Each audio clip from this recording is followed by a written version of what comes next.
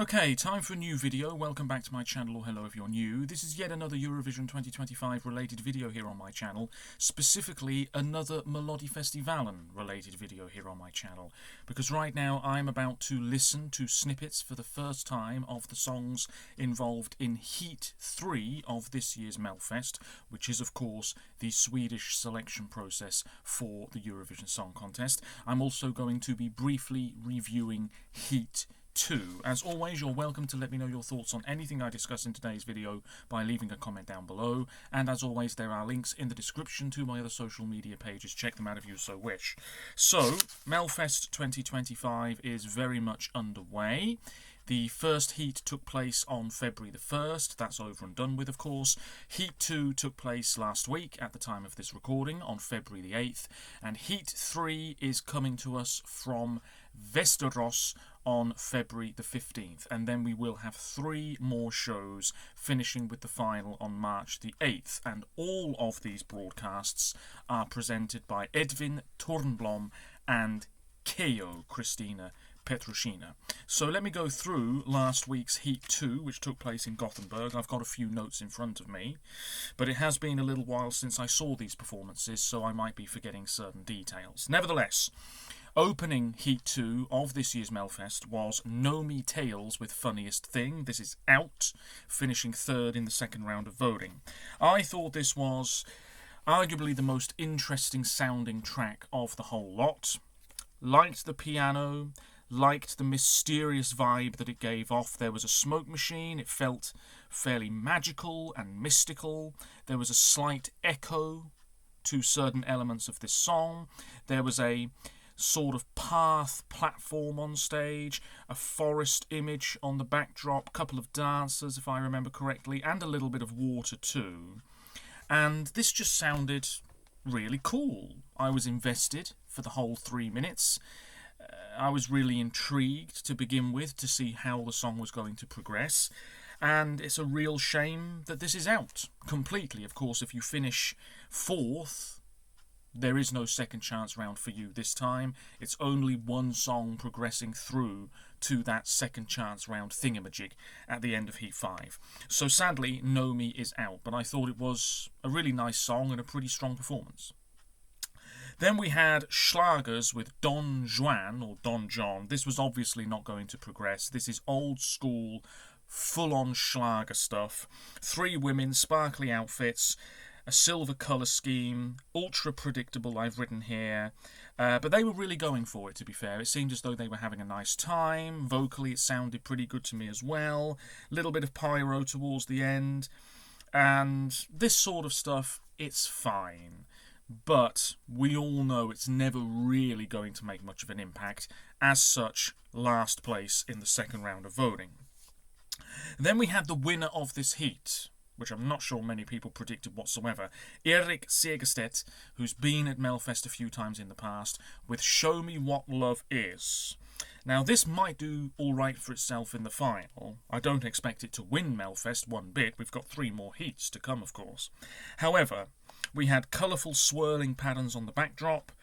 I think the age range voting obviously played a part in why Erik won this heat.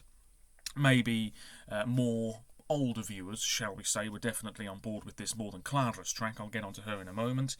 Yeah, it was really nicely done. Behind the piano, a couple of other musicians with him on stage, and then towards the final third they moved out onto the B stage. Confetti fell down all over them. It was really nice. Disco balls as well, I think. 2 of them up in the air at one stage. Yeah, really very little to fault here. It's not the most sensational track, but there's something fairly uplifting about it, and it's in the final, and I have to say I'm not the slightest bit surprised. Moving on to Klara Hammarström with On and On and On. Now, this is a song that's clearly trying to win Melfest. You know, I really got that feeling almost straight away. Clara's great, beautiful woman, been in Melfest several times now. This was the favourite to win the heat, no doubt about it. Huge expectations on her shoulders. She looked great, white outfit, couple of dancers. They went for a sort of Roman ruins look, that sort of thing. That's the best way I can describe it. Pretty catchy chorus. I think the chorus is absolutely the selling point, which, in all honesty, it should be with a Eurovision song. At one stage, if any of you have seen The Addams Family or Wednesday, you'll remember Thing, the hand that scuttles along the floor. At one stage, it looked as though loads of those things were crawling up Clara's body. It just made me think of that. I wouldn't necessarily say this is her strongest Melfest effort, though. That's definitely up for debate. But we all know, had this been internally selected by Sweden and there was no Melfest this year, we would all be saying Sweden are in with a shot of winning the ESC in Basel with this track. So I think she is going to challenge for the win, and it might be the strongest song we've had so far, definitely. Then we had The Heart of a Swedish Cowboy by Fredrik Lundman. This finished 4th in the second round of voting. He just sat there pretty much for 3 minutes. Hat, black jacket, guitar, really nice, quite soulful, smooth vocals, horses on the backdrop. Really not much to this at all. There was a sort of falling snow effect at one stage, I've written here. Just wasn't competitive enough, but nice. And then, of course, we had Khalifa with Salute. This has gone through to the second chance round runoff thingamajig in a couple of weeks' time.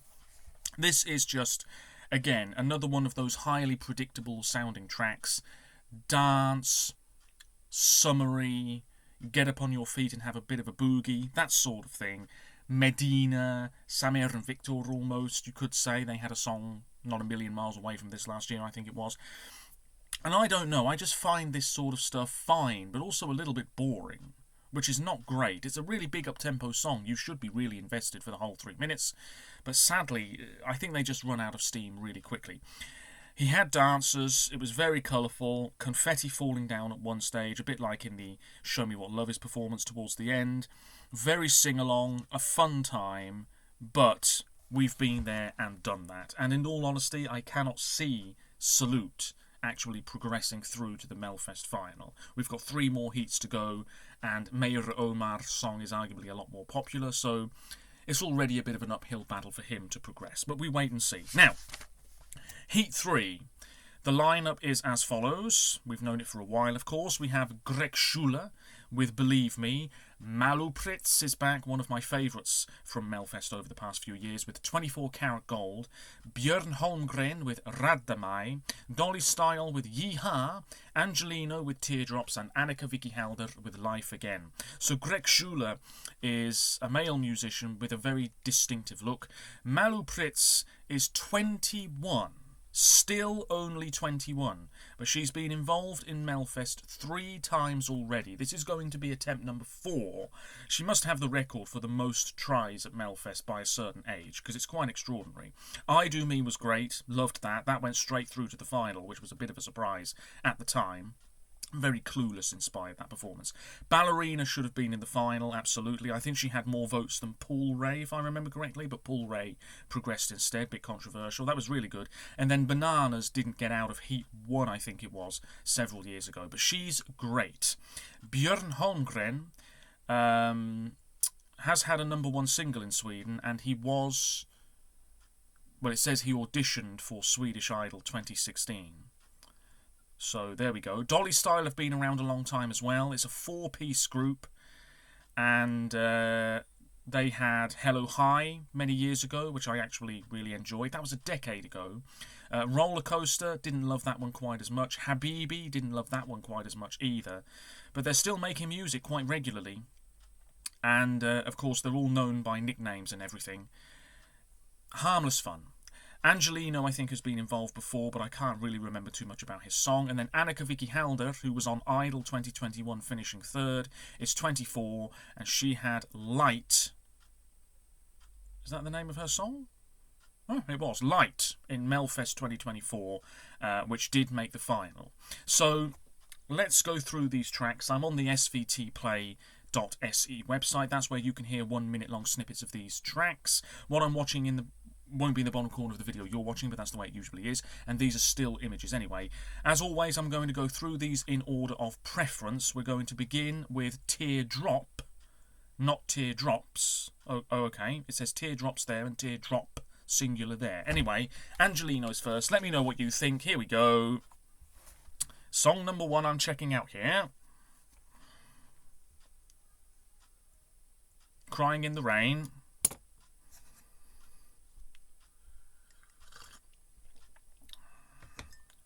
A sort of mid-tempo power ballad type track.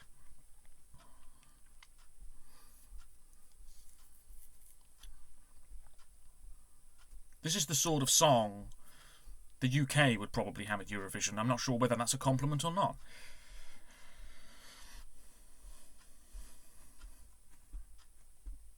Okay. It's not too bad. But I would say it's also relatively ordinary. And I know some people don't mind that sort of thing. They like things that play it safe. I'm not too sure that's progressing, though. I can sense that already. Next up, we're going to check out Björn Holmgren with Radda Mai. Here we go. Oh, bit of whistling. This is song 3 on Saturday. Acoustic guitar.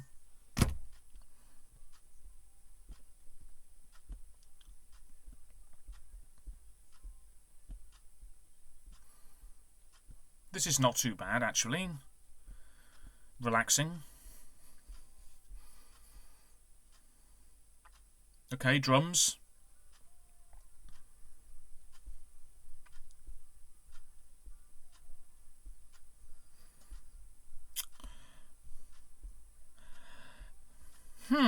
This isn't too bad at all. I'm not sure it's progressing. But that's not too bad at all, actually. Fairly light in terms of its sound. Yeah. Solid effort. Next up, we're going to check out Annika Vicky Halder, who we know can really sing. She's closing Heat 3 in Västerås with Life Again. Okay, some echoey vocals there.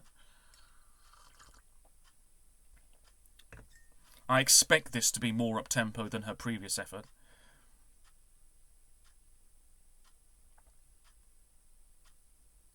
Okay.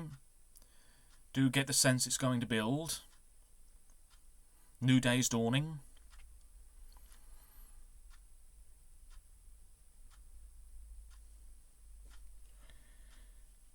Okay, it's taking a while to really hit top gear, I guess.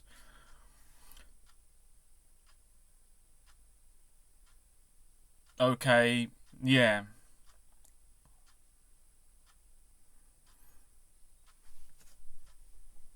Yeah, it's a sort of life-affirming, stirring sort of track, I guess. I'm getting that feeling. Yeah, maybe lacking a little oomph, but that's only a 1 minute long snippet. Okay. Next up, let's check out Greg Schuler with Believe Me. Wearing red sunglasses here. Okay. Straight into it here, bit of a rock number. Right. 17 seconds in, I'll tell you what this makes me think of. It makes me think of a rock song, which is great, but a rock song that's in a musical, if you see what I mean. It's just giving me that feeling for some reason, which is not a bad thing.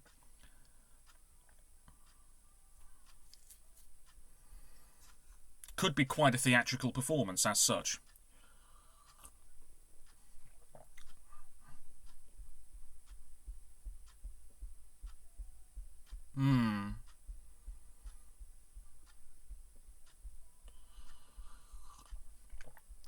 Oh yeah, this is a song for the stage.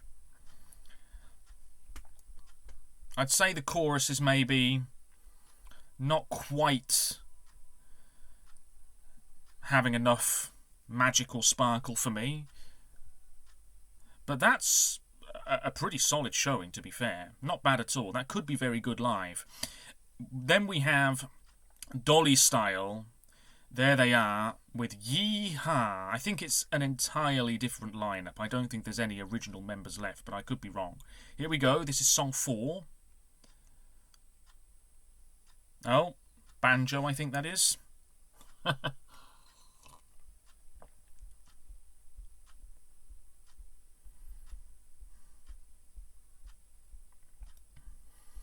How old are these women?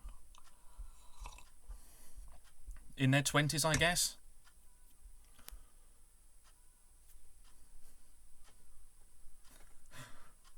Ride my horse?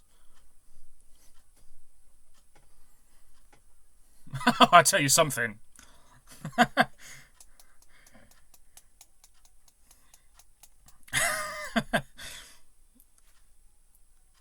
I'm into this. Giddy up. This is him with a really good shot.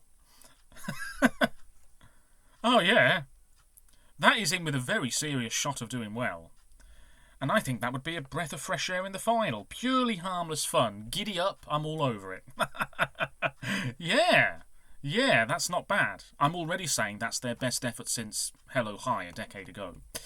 But next up is the Melfest darling herself, Malu Pritz, with 24 karat gold. Is this a contender?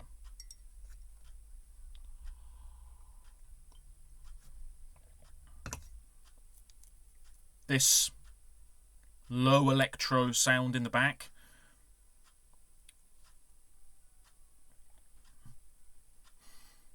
Just bubbling under the surface here.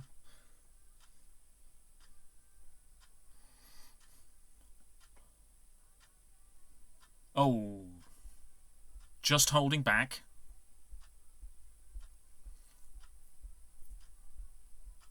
Da, da, da, da, da, da.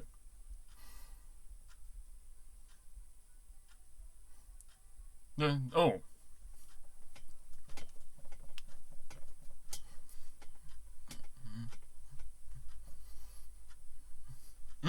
It's building now. And I'll tell you what it reminds me of. It reminds me of Bluffin' by Liamu, which was in Melfest a few years ago. Just that in the background, especially as we progress through that track. Yeah. Malu's great. She can really sing. And that sounds like it means business. So, with that in mind, maybe you'll disagree with me here, but I'm saying that Malu is going through directly from this heat. I think so. And you know what? I'm going to go out on a whim, and I'm going to say that Dolly Style are joining her. That's probably going to backfire. And I think Annika is going to finish second or third in this heat. Which means that we say goodbye to Greg Schuler, who I think might finish 4th or 3rd in the second round of voting. I think Bjorn is going to finish just below him, and then I think Angelino might well finish last. Oh, giddy up indeed. So there we go. Not too bad a batch. I've just seen that Tussa has co-written Angelino's song. Interesting. But yeah, let me know what you think about Heat 3 of this year's Melfest, and I'll be back with more Eurovision 2025 related videos fairly soon. Until then, take care of yourselves, stay safe, and yeehaw! Bye for now.